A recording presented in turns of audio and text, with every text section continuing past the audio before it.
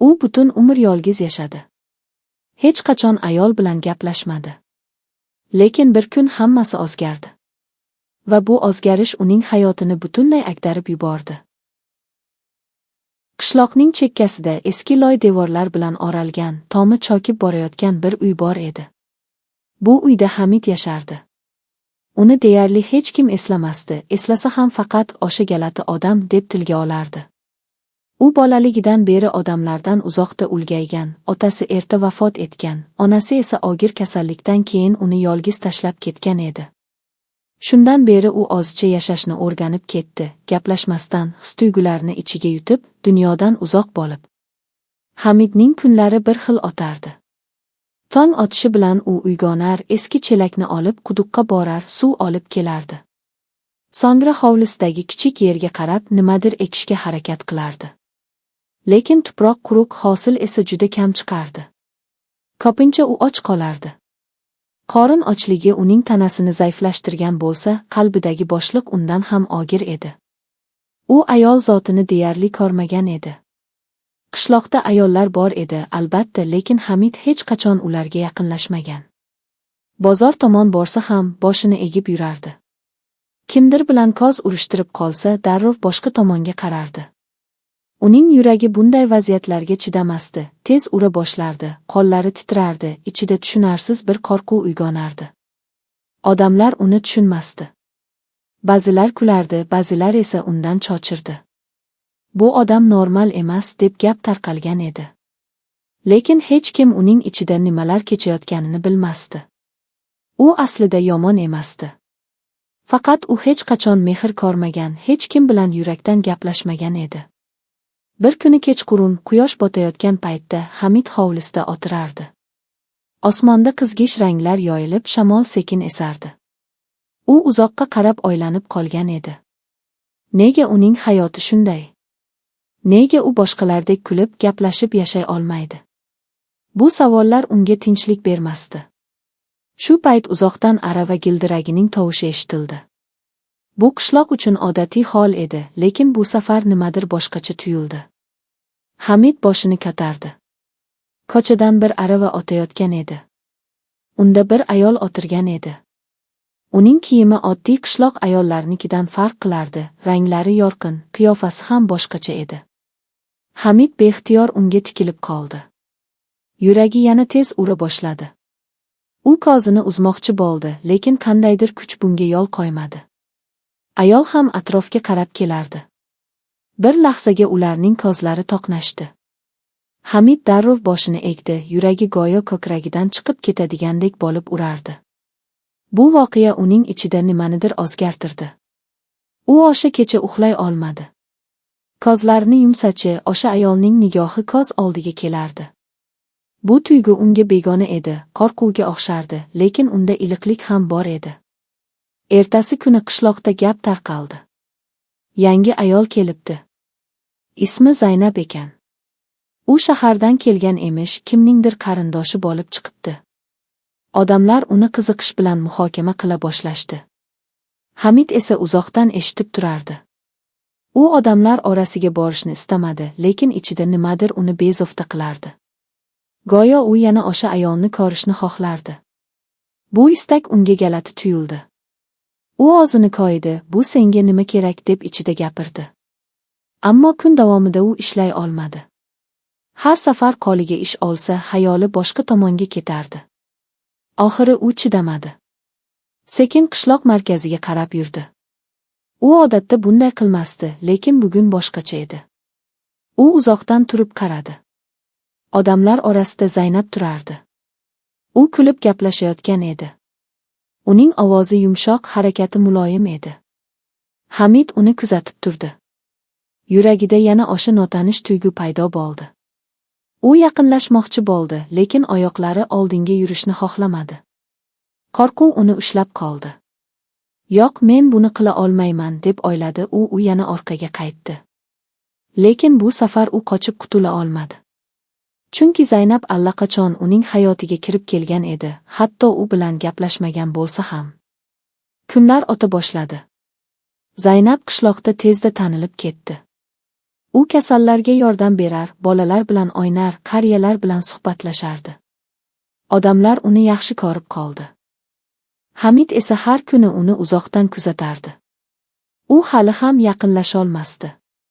Har safar harakat qilsa, yuragi siqilib, qo'rquv uni to'xtatardi. Lekin endi u eski Hamid emasdi. Ichida nimadir uyg'ongan edi.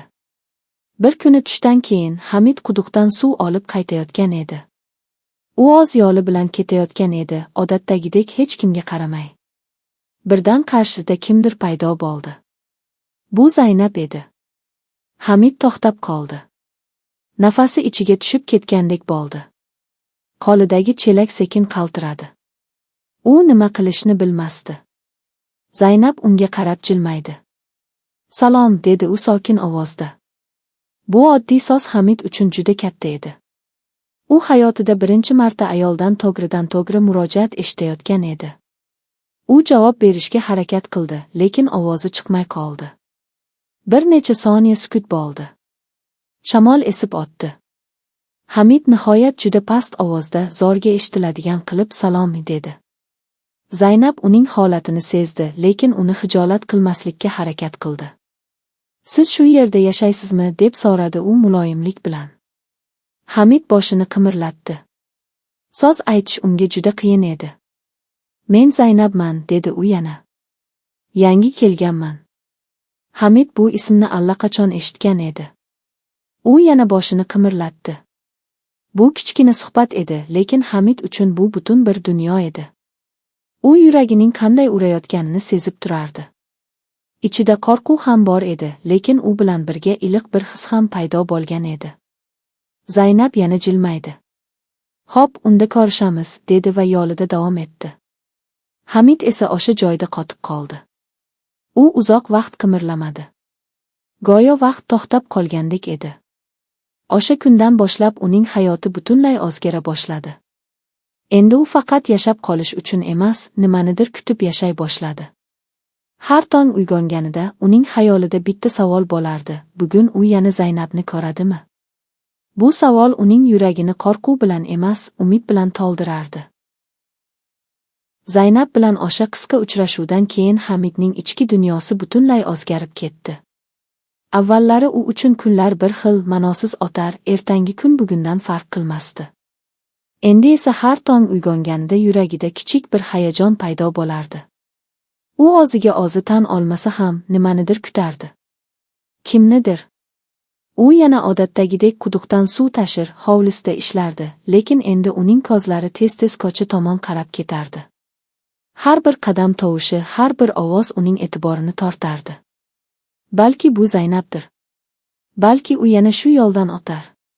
Zaynab esa qishloqda tobora faolroq bo'lib borardi. U qariyalarga dori-darmon olib borar, bolalarga yozishni o'rgatar, ayollar bilan birga non yopishda yordam berardi. Uning harakati, so'zlari, hatto oddiy jilmayishi ham odamlarning qalbini iliqlik bilan to'ldirardi. Qishloq uzoq yillardan beri bunday insonni ko'rmagan edi. Hamid uzoqdan turib bularning barchasini kuzatar edi. U odamlar orasiga qo'shilmasdi, lekin endi ularni kuzatishdan o'zini tiyolmasdi. Ayniqsa Zaynabni. U qanday gapiradi, qanday kuladi, kimga qanday qaraydi, hammasi Hamid uchun muhim bo'lib qolgan edi. Bir kuni u yana qishloq markaziga yaqin joyda turib uzoqdan qarab turgan edi. Zaynab bolalar bilan yerda o'tirib nimanidir tushuntirayotgan edi. Bolalar esa kulib uni diqqat bilan tinglashardi. Hamid bu manzarani ko'rib ichida galati bir tuyg'uni sezdi. Bu hasad emasdi, lekin nimadir siqib qo'ygandek bo'ldi. U o'ziga savol berdi: nega men bunday emasman? Nega men ham ular kabi bemalol kulolmayman? U shu fikrlar bilan band bo'lib turganida birdan yonidan kimdir o'tib unga qarab qoldi. Bu qishloqning bir yoshi katta erkagi edi. U Hamidga qarab kulimsiradi, lekin bu kulgi iliq emasdi. "Yana yashirinib turibsanmi?" dedi u kinoya bilan. "Sen hech o'zgarmaysan." Hamid indamadi. U bunday gaplarga o'rganib qolgan edi. Lekin bu safar ichida nimadir qimirlagandek bo'ldi. Oldin bunday paytlarda u boshini egib ketaverardi. Endi esa yuragi siqilib nimadir demoqchi bo'ldi. Ammo baribir ovozi chiqmay qoldi. U asta orqasiga o'girilib uyga qaytib ketdi. Lekin bu safar u o'zini odatdagidek befarq his qilmadi. U o'ylardi. Juda ko'p o'ylardi. O'sha kuni kechqurun u hovlisida o'tirib uzoqqa qarab qoldi. Osmonda yulduzlar charaqlab turardi. Shamol esa salqin esardi. U o'z hayotini yana bir bor ko'z oldidan o'tkazdi. Shuncha yil u nimani qo'lga kiritdi? Nima o'zgardi? Hech narsa. Lekin endi uning hayotida Zaynab bor edi. Bu kichkina o'zgarish bo'lsa ham, uning ichida katta boshliqni to'ldira boshlagandek edi. Ertasi kuni Hamid o'zini majburlab yana qishloq markaziga bordi. Bu safar u faqat kuzatib turish uchun emas, balki yaqinroq bo'lish uchun bordi. Yuragi yana tez ura boshladi, qo'llari terlab ketdi. Lekin u to'xtamadi. Zaynab bu safar yolg'iz emasdi. U bir ayol bilan gaplashib turardi. Hamid uzoqdan turib nima qilishni bilmay qoldi. Oldinga yuray desa, qo'rquv to'xtatadi. Orqaga qaytay desa, ichidagi istak bunga yo'l qo'ymaydi. U shu ikki tuyg'u orasida qotib qoldi. Shu payt Zaynab uni ko'rib qoldi. U darrov jilmaydi va qo'lini biroz ko'tardi, go'yo salomlashgandek. Hamidning yuragi yana qattiq ura boshladi. U nima qilishni bilmay boshini qimirlatdi. Zaynab suhbatini tugatib, asta Hamid tomonga yurdi. Har bir qadam Hamid uchun sinov edi. U qochib ketmoqchi bo'ldi, lekin oyoqlari joyidan qimirlamadi. Bu safar u qochmadi. "Salom", dedi Zaynab yana o'sha muloyim ovozda. "Salom", dedi Hamid, bu safar ovozi biroz aniqroq chiqdi. Bu kichik o'zgarish edi, lekin u uchun juda katta qadam edi. "Sizni ko'p ko'ryapman", dedi Zaynab. "Doim uzoqdan turasiz." Hamid nima deyishni bilmay qoldi. U haqiqatni aytolmasdi, u qo'rqishini, odamlar orasida o'zini yo'qotib qo'yishini. Shuning uchun u shunchaki yelka qisdi. Zaynab uning bu holatini tushundi. U savollar bilan uni siqishni istamadi. "Bu joy sizga yoqadimi?" deb so'radi u atrofga qarab. Hamid biroz o'ylanib boshini qimirlatdi. "Ha", dedi u sekin. Bu yana bir yangi so'z edi. Har bir so'z unga oson kelmasdi, lekin u harakat qilardi. "Menga ham yoqdi", dedi Zaynab. "Odamlari yaxshi." Hamid ichida nimadir qimirlagandek bo'ldi. Odamlar yaxshi. Balki unga nisbatan emasdir. Lekin u bu fikrni aytmadi. Bir necha soniya sukut bo'ldi. Bu sukut Hamid uchun og'ir emasdi. Aksincha, unda qandaydir tinchlik bor edi. "Siz har doim shu yerda bo'lasizmi?" deb so'radi Zaynab. "Ko'pincha", dedi Hamid. Uning javoblari qisqa edi, lekin u gaplashayotgan edi. Bu uning uchun katta o'zgarish edi. Zaynab yana jilmaydi. "Unda yana gaplashamiz", dedi u. U ketdi, lekin bu safar Hamid o'zini boshqacha his qildi. U o'zini qochib ketgan odamdek emas, balki kichik bo'lsa ham oldinga qadam qo'ygan odamdek his qildi. Shu kundan keyin u asta-sekin o'zgarishni boshladi. U hali ham odamlar orasida o'zini noqulay his qilardi, lekin endi u butunlay chekinmasdi. Ba'zan kimningdir yonidan o'tsa, boshini egib o'tib ketmasdan, qisqa bo'lsa ham qarab qo'yardi. Zaynab bilan esa u yana bir necha bor uchrashdi. Har safar u bilan gaplashish biroz osonroq bo'lib borardi. Avval faqat bitta so'z ayta olgan bo'lsa, endi ba'zan 2-3 so'z ham ayta boshladi. Bu kichik o'zgarishlar edi, lekin Hamid uchun ular butun bir dunyo edi. Bir kuni ular yana uchrashdi. Bu safar Zaynab unga suv ko'tarishda yordam berishni taklif qildi. Hamid avvaliga hayron bo'ldi. U hech qachon kimdir bilan birga ishlamagan edi. Lekin u rozi bo'ldi. Ular birga quduqqa borishdi. Yo'lda deyarli gaplashmadi, lekin bu sukut noqulay emasdi. Quduq yonida Zaynab chelakni tushirdi, Hamid esa uni tortib chiqardi. Ular birga ishlashdi. Bu oddiy ish edi, lekin Hamid uchun bu juda muhim edi. Chunki u birinchi marta kimdir bilan yonma-yon turib, bir ishni birga qilayotgan edi. Ish tugagach, Zaynab unga qarab jilmaydi. "Rahmat", dedi u. Hamid boshini qimirlatdi. U ichida nimadir iliqlashganini sezdi. Bu iliqlik unga yangi edi. U bu tuyg'uni tushunmasdi, lekin undan qo'rqmasdi. Endi u bilardi, uning hayoti asta-sekin o'zgarayotgan edi. Va bu o'zgarishning markazida bitta inson bor edi. Hamidning hayotidagi o'zgarishlar asta-sekin sezilarli bo'lib borardi, lekin bu o'zgarishlar bilan birga yangi sinovlar ham paydo bo'ldi. Qishloq kichik edi, odamlar esa bir-birining har bir harakatini kuzatib turardi. Kimdir o'zgarsa, bu darrov hammaning og'ziga tushardi. Hamidning Zaynab bilan ko'proq ko'rinishi ham yashirin qolmadi. Avvallari uni shunchaki galati, indamas odam deb bilishardi.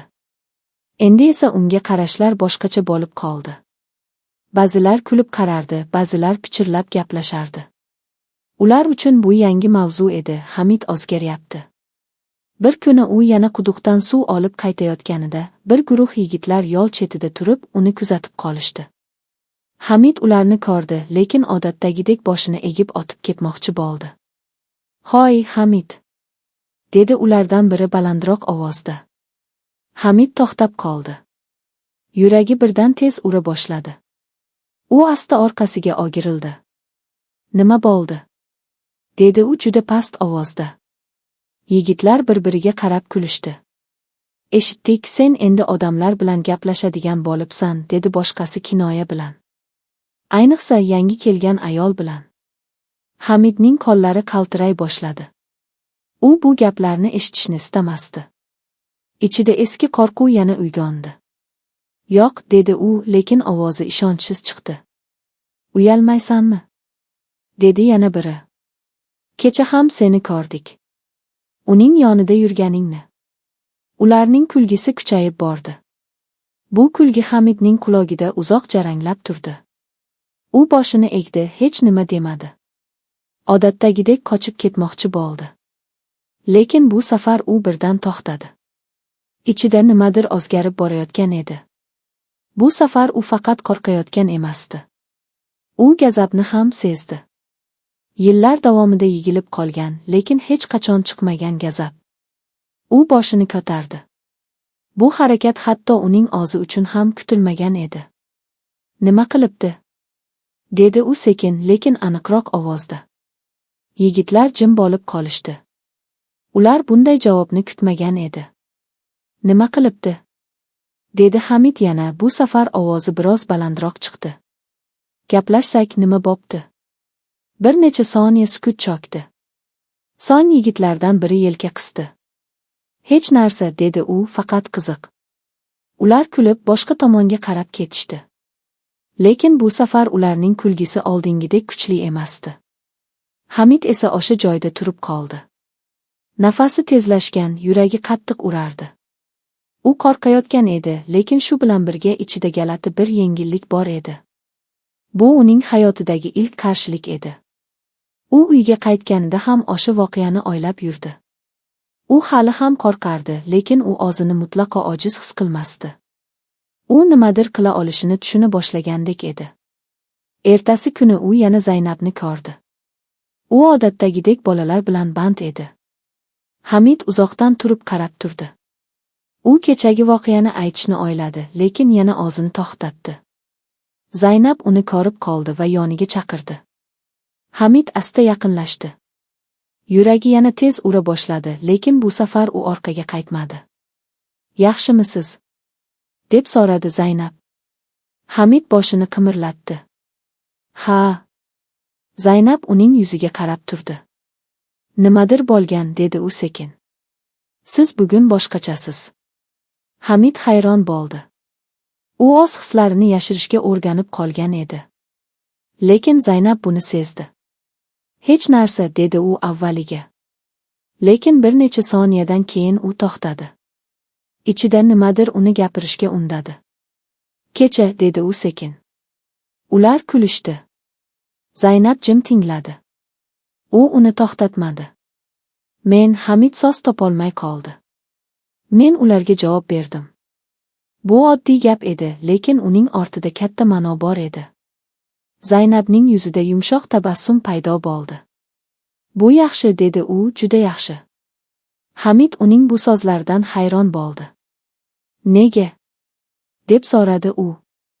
Chunki siz o'zingizni himoya qildingiz, dedi Zaynab. Har doim jim turish kuch emas. Bu so'zlar Hamidning ichida chuqur aks sado berdi. U bu haqda hech qachon o'ylamagan edi. Shu kundan boshlab u o'ziga boshqacha qaray boshladi. U hali ham qo'rqardi, lekin endi u faqat qo'rquvdan iborat emas edi. Kunlar o'tib bordi. Hamid asta-sekin kichik o'zgarishlarni davom ettirdi. U endi faqat Zaynab bilan emas, ba'zan boshqa odamlar bilan ham qisqa gaplashib qolardi. Avvaliga bu juda qiyin edi, lekin har safar biroz osonlashardi. Bir kuni u bozordan qaytayotganida bir qariya unga murojaat qildi. "O'g'lim, yordam berib yuborasanmi?" dedi u og'ir xaltani ko'tarolmay. Hamid bir lahza ikkilanib qoldi. Avvallari u bunday vaziyatlardan qochardi. Lekin bu safar u boshqacha yo'l tutdi. "Ha", dedi u va xaltani ko'tardi. U qariyaga yordam berdi. Bu oddiy ish edi, lekin uning yuragida yana o'sha iliqlik paydo bo'ldi. Qariya unga minnatdorlik bildirdi. "Rahmat, bolam", dedi u. Bu so'zlar Hamid uchun juda muhim edi. Chunki u hayotida kamdan-kam bunday so'zlarni eshitgan edi. Shu kuni u yana Zaynab bilan uchrashdi. "Bugun men", dedi Hamid biroz hayajon bilan. "Men bir odamga yordam berdim." Zaynab jilmaydi. "Qanday yaxshi", dedi u, "qanday his qildingiz?" Hamid biroz o'ylanib qoldi. "Yaxshi", dedi u nihoyat. "Galati, lekin yaxshi." Zaynab boshini qimirlatdi. "Bu odatiy hol", dedi u, "yaxshilik qilgan odam o'zini yengil his qiladi." Hamid uning so'zlarini eshitib, ichida nimadir joyiga tushgandek bo'ldi. Endi u tushuna boshlagandi, u butunlay yolg'iz emas edi. U o'z hayotini o'zgartira olardi, asta-sekin bo'lsa ham. Va bu yo'lda u yolg'iz emas edi. Zaynab uning yonida edi. Kunlar o'tib borar ekan, qishloqdagi hayot tashqi tomondan o'zgarmagandek tuyulardi, lekin ichkarida, ayniqsa Hamidning qalbida katta o'zgarishlar davom etardi. U endi har kuni ertalab uyg'onganda avvalgidek og'irlik bilan emas, nimadir kutayotgandek turardi. Bu kutish faqat Zaynabni ko'rish emas edi, balki o'zining yangi tomonlarini kashf qilish edi.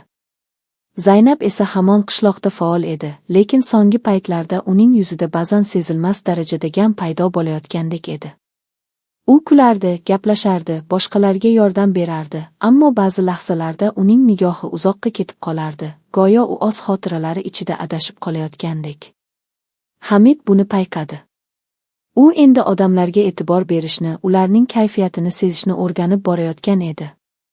Bir kuni u Zaynabni odatdagidek bolalar orasida emas, balki yolg'iz, daraxt soyasida o'tirgan holda ko'rdi. U sekin yaqinlashdi. "Siz yaxshimisiz?" dedi u ehtiyotkorlik bilan. Zaynab boshini ko'tardi va unga qaradi. Bir zum jilmayishga urindi, lekin bu safar tabassumi odatdagidek yorqin emasdi. "Ha", dedi u, "yaxshiman." Hamid bu javobga ishonmadi. U bir oz jim turdi, keyin yana gapirdi. "Siz boshqachasiz." Zaynab chuqur nafas oldi. U bir necha soniya davomida nima deyishni o'ylab qoldi. Go'yo ichidagi bir narsani yashirishdan charchagandek edi. "Har kimning o'tmishi bor", dedi u nihoyat. "Ba'zilarini eslash oson emas." Hamid jim tingladi. U savol bermadi, lekin uning nigohi "men tinglayman" deb turardi. Zaynab asta gap boshladi. U shaharda yashaganini, hayoti tashqaridan qaraganda yaxshi ko'ringanini, lekin aslida unda ko'p og'irliklar bo'lganini aytib berdi. U ishonch bildirgan insonlar uni tushunmagan, ba'zilar esa uni xafa qilgan. Oxiri u hammasidan uzoqlashib, tinch joy izlab shu qishloqqa kelganini aytdi. "Men bu yerga qochib kelmadim", dedi u sekin. "Men o'zimni topish uchun keldim." Bu so'zlar Hamidga juda tanish tuyuldi. U ham butun umr o'zidan qochib yashagandek edi. "Siz yolg'iz emassiz", dedi u asta. Bu gap og'zidan chiqishi bilan o'zi ham hayron bo'ldi. Chunki bir vaqtlar aynan shu so'zlarni unga kimdir aytishini xohlagan edi. Zaynab unga qarab qoldi. Bu safar uning nigohida iliqlik bor edi. "Rahmat", dedi u. Bu kichkina suhbat ularning orasidagi bog'lanishni yanada mustahkamladi. Endi ular faqat oddiy tanishlar emas edi. Ular bir-birining ichki ogirligini tushuna boshlagan ikki inson edi. Shundan keyin Hamid o'zini yanada boshqacha his qila boshladi. U endi faqat o'rganayotgan emasdi, u o'zgarayotgan edi. U har kuni kichik bo'lsa ham yangi qadam qo'yardi. Bir kuni qishloqda muammo chiqdi. Quduqdan suv olish tobora qiyinlashib borayotgan edi. Suv kamayib, odamlar orasida bahslar ko'paydi. Kim birinchi oladi, kim ko'proq oladi, bu masalalar jiddiy tortishuvlarga sabab bo'ldi. Odamlar yigilib muammoni hal qilishga harakat qilishdi. Ammo har kim o'zini o'ylardi. Gaplar balandlashdi, bahslar keskinlashdi. Hamid ham o'sha yerda edi. Avvallari u bunday vaziyatlarda umuman ko'rinmasdi. Lekin bu safar u odamlar orasida turardi, jim bo'lsa ham ketib qolmadi. Bahs kuchayib borar ekan, bir kishi baland ovozda boshqalarni ayblay boshladi. Boshqasi unga javob qaytardi. Vaziyat tobora keskinlashdi. Hamidning yuragi tez ura boshladi. Bu shovqin, bu keskinlik uni qo'rqitardi. U yana orqaga chekinmoqchi bo'ldi. Lekin shu payt u Zaynabni ko'rdi. U ham odamlar orasida turardi. Uning yuzida xavotir bor edi, lekin u jim edi. Go'yo kimdir vaziyatni tinchlantirishini kutayotgandek. Hamid ichida nimadir uyg'ondi. U chuqur nafas oldi. Keyin oldinga bir qadam tashladi. "To'xtang", dedi u. Ovoz baland emasdi, lekin aniq edi. Eng muhimi, u eshitildi. Odamlar asta jim bo'lib qoldi. Ular Hamidga qarashdi. Bu ular uchun kutilmagan edi. Hamid yuragi urib ketayotganini sezdi, lekin u gapirishda davom etdi. "Baqirish bilan hech narsa hal bo'lmaydi", dedi u, "suv hammaga kerak." Bir necha kishi unga hayron qarab turdi. Ular bu odamni bilishardi, u indamas, chetda yuradigan Hamid edi. Endi esa u gapiryapti. "Navbat bilan olsak bo'ladi", dedi u, "har kimga yetadi." Bu oddiy taklif edi, lekin u to'g'ri edi. Odamlar bir-biriga qarab qoldi. Bahs asta-sekin pasaya boshladi. Kimdir boshini qimirlatdi. "To'g'ri aytyapti", dedi bir qariya. "Shunday qilaylik." Shu tariqa muammo hal bo'ldi. Hamid esa o'sha joyda turib qoldi. U hali ham hayajonda edi. Lekin ichida katta bir yengillik bor edi. Bu safar u nafaqat o'zini himoya qildi, balki boshqalarga ham yordam berdi. Zaynab unga yaqinlashdi. "Siz bugun juda katta ish qildingiz", dedi u. Hamid boshini pastga egdi. "Men shunchaki gapirdim." "Yo'q", dedi Zaynab. "Siz qo'rqmadingiz." Bu so'zlar Hamid uchun eng muhim mukofot edi. Chunki u bilardi, u hali ham qo'rqadi. Lekin endi u qo'rquvga qaramay oldinga yurishni o'rganmoqda. Va aynan shu narsa uni o'zgartirayotgan edi. Kunlar o'tib borar, qishloqdagi hayot asta-sekin o'z iziga tushgandek tuyulardi. Quduq masalasi hal bo'lganidan keyin odamlar yana odatdagi ishlariga qaytishdi. Lekin Hamid uchun bu oddiy kunlar emas edi. U o'zini endi boshqacha ko'rardi. U hali ham kamgap, hali ham tortinchoq edi, lekin endi u o'z ovoziga ega ekanini bilardi. Shu bilan birga uning ichida yana bir yangi tuyg'u paydo bo'layotgan edi, xavotir. Bu xavotirning sababi Zaynab edi. So'nggi paytlarda Zaynabning kayfiyati tez-tez o'zgarib turardi. U hanuz kulardi, odamlarga yordam berardi, lekin ba'zan uning nigohi uzoqlarga ketib qolardi. Go'yo u bu yerda bo'lsa ham, qalbi boshqa joyda edi. Bir kuni kechqurun Hamid uni yana o'sha daraxt yonida yolg'iz o'tirgan holda ko'rdi. Quyosh botayotgan, osmon qizg'ish ranglarga kirgan edi. Shamol esa asta esib barglarni shitirlatardi. Hamid sekin yaqinlashdi. "Siz yana shu yerdasiz", dedi u muloyimlik bilan. Zaynab boshini ko'tardi va unga qaradi. Bu safar uning yuzida charchoq aniq ko'rinib turardi. "Ha", dedi u, "bu joy menga yoqadi." Hamid uning yoniga o'tirdi. Bir necha soniya ular jim o'tirishdi. "Siz nimanidir o'ylayapsiz", dedi Hamid nihoyat. Zaynab chuqur nafas oldi. Bu safar u yashirmadi. "Men ketishim kerak", dedi u sekin. Bu so'zlar Hamidning yuragiga og'ir urildi. Go'yo ichida nimadir sinib ketgandek bo'ldi. Qachon? Dedi u zorga. Tez orada, dedi Zaynab.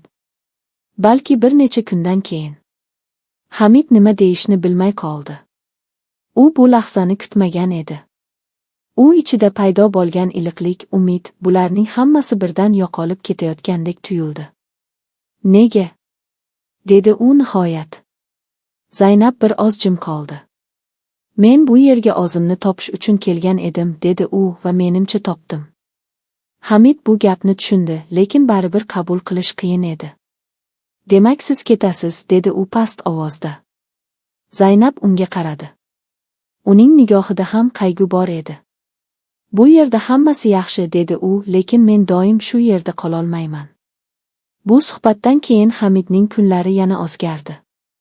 Endi u ertalab uyg'onganda hayajon emas, og'irlik his qilardi. Har bir uchrashuv oxirgidek tuyulardi. Har bir suhbat xotiraga aylanishi mumkin edi. U Zaynab bilan ko'proq vaqt o'tkazishga harakat qildi. Ular ko'p gaplashmadi, lekin birga o'tirishdi, birga yurishdi. Ba'zan sukutda, ba'zan oddiy gaplar bilan. Har bir lahza Hamid uchun qadrli edi. Lekin u ichidagi eng muhim gapni hali ayta olmagan edi. U har safar aytmoqchi bo'lardi, lekin qo'rquv uni to'xtatardi. Agar aytsamchi? Agar u boshqacha o'ylasachi degan fikrlar uni qiynardi. Kunlar o'tib, Zaynabning ketish kuni yaqinlashdi. O'sha kun ertalab qishloqda yana arava paydo bo'ldi. Xuddi u kelgan kundagidek. Odamlar yig'ilishdi. Kimdir xayrlashdi, kimdir yaxshi tilaklar bildirdi. Hamid esa uzoqdan turib qarab turardi. Yuragi qattiq urardi. Bu uning oxirgi imkoniyati ekanini bilardi. Zaynab aravaga chiqdi. U odamlar bilan xayrlashdi. So'ng atrofga qarab, go'yo kimnidir izlayotgandek bo'ldi. Hamid shu payt oldinga bir qadam tashladi. Keyin yana bir qadam. U yurdi. Har bir qadam og'ir edi, lekin u to'xtamadi. Zaynab, dedi u balandroq ovozda. Bu uning hayotida birinchi marta kimnidir shunday chaqirishi edi. Hamma unga qaradi. Zaynab ham. U aravadan tushdi. Hamid uning oldiga keldi. Nafasi tezlashgan, qo'llari qaltirardi. Bir necha soniya ular bir-biriga qarab turishdi. Men, dedi Hamid, lekin so'zlari tiqilib qoldi. Bu lahza hal qiluvchi edi. U ko'zlarini yumdi, chuqur nafas oldi. Men sizni yo'qotishni istamayman, dedi u nihoyat. Atrof jim bo'lib qoldi. Men sizni ko'rganimdan beri, u yana to'xtadi. Hammasi o'zgardi. U so'zlarni zo'rga topardi, lekin bu safar u to'xtamadi. Men qo'rqardim, dedi u, hali ham qo'rqaman. Lekin siz bilan men boshqacha bo'ldim. Zaynab jim tinglardi. Uning ko'zlarida yosh yiltirardi. Men sizni yaxshi ko'raman, dedi Hamid nihoyat. Bu oddiy, lekin eng qiyin so'zlar edi. Ular havoda osilib qolgandek bo'ldi. Bir necha soniya hech kim gapirmadi. So'ng Zaynab sekin yaqinlashdi. Hamid, dedi u muloyimlik bilan. Uning ovozida iliqlik bor edi. Siz juda kuchli bo'libsiz, dedi u o'zingiz bilmagan darajada. Hamid uning javobini kutdi. Yuragi yana tez ura boshladi. Men ham sizni qadrlayman, dedi Zaynab. Juda. Bu so'zlar iliq edi, lekin unda boshqa ma'no ham bor edi. Lekin men baribir ketishim kerak, dedi u asta. Hamid boshini sekin qimirlatdi. U buni kutgan edi. Lekin bu safar u ichida boshqacha his qildi. U o'zini yo'qotgandek emas, balki nimanidir topgandek his qildi. Zaynab yana jilmaydi. Siz endi yolg'iz emassiz, dedi u, chunki siz o'zingizni topdingiz. Bu so'zlar Hamidning yuragida uzoq aks sado berdi. Zaynab aravaga chiqdi. Arava asta harakatlana boshladi. Hamid o'sha joyda turib qoldi. U ketayotgan aravani uzoq kuzatdi. Bu safar u yig'lamadi. U faqat chuqur nafas oldi. Va ichida nimadir o'zgarganini his qildi. Endi u eski Hamid emas edi. U hali ham yolg'iz yashardi, hali ham oddiy hayot kechirardi. Lekin endi uning qalbida qo'rquvdan ko'ra umid ko'proq edi. Va bu hammasidan muhimroq edi.